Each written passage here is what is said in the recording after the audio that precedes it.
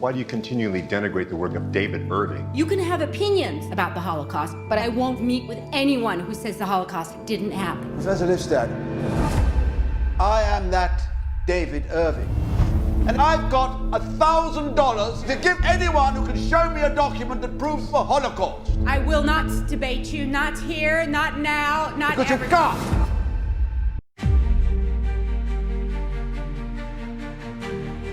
Professor Lipstadt, you're not a historian, are you? A professor of religion, I believe. I have a joint appointment in religion and in history. Yeah. You're not very familiar with the world's archive. Will you accept that I, David Irving, I'm the person that you've been smearing in this speech and in your book, and as this is the first occasion I've had a chance to meet you face to face because you feel a baby today, avoid destructive. Then I have spent 30 years writing, publishing books in the world's leading publishing houses, including the Viking Press, William Morrow, E.P. Darton. I'm happy to hear your. I let you have smeared. You try to defend that I'm on some kind of trick. And this is terrible. You say that respectable historians don't respect me. If you have a look on the back of this book, or I've got a copy of this book for every member of this audience here, please help yourself on your way out. You will see what respectable historians around the world say about my writings.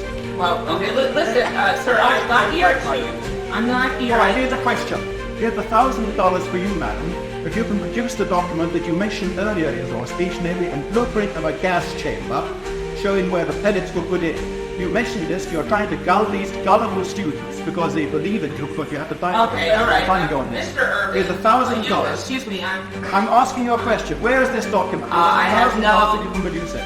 You have no idea where it is because you invented it. I didn't invent anything. Well, I refer you, and then I'll persist in for a much more legitimate question. These are legitimate questions. You're smearing me around the world. You went to Australia, you went to New Zealand. Who paid for your fare to Australia and New Zealand? Who paid your fee?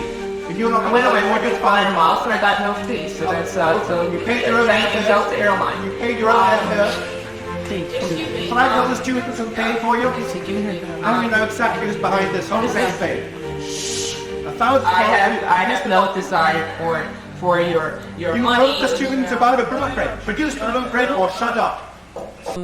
I saw when I faced this legal conundrum, you know, and my lawyers called me who had been working pro bono, and they said we can't work pro bono anymore because this is all we're doing, and we've got to raise some money. I said, could you be more specific?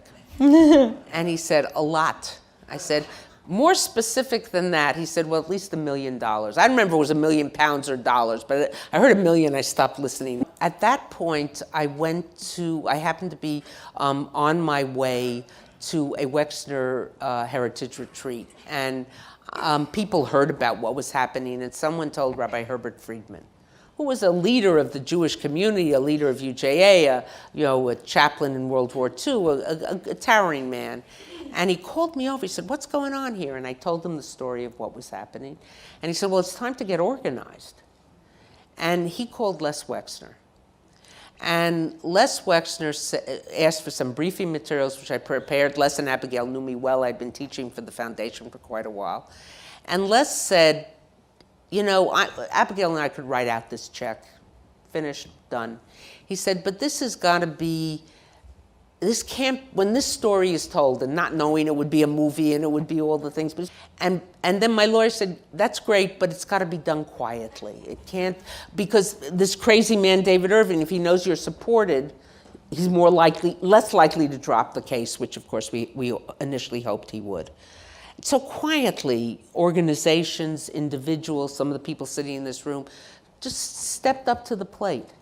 And within, 3 months, the money was there. And on the day of the judgment, April the 11th or 12th, they were going to ask the court the next day that I should pay. In England, the loser pays his own costs and the enemy's costs. And they had run up a bill of $8 million, £6 million. And I opened that ring binder and I started reading, and my eyes were as big as saucers. It turned out that they're neutral witnesses. Professor Richard Evans, the eminent historian from Cambridge, the totally neutral historian from Cambridge, had been paid $250,000. And he was going to express an independent opinion about my books and my research and my writings.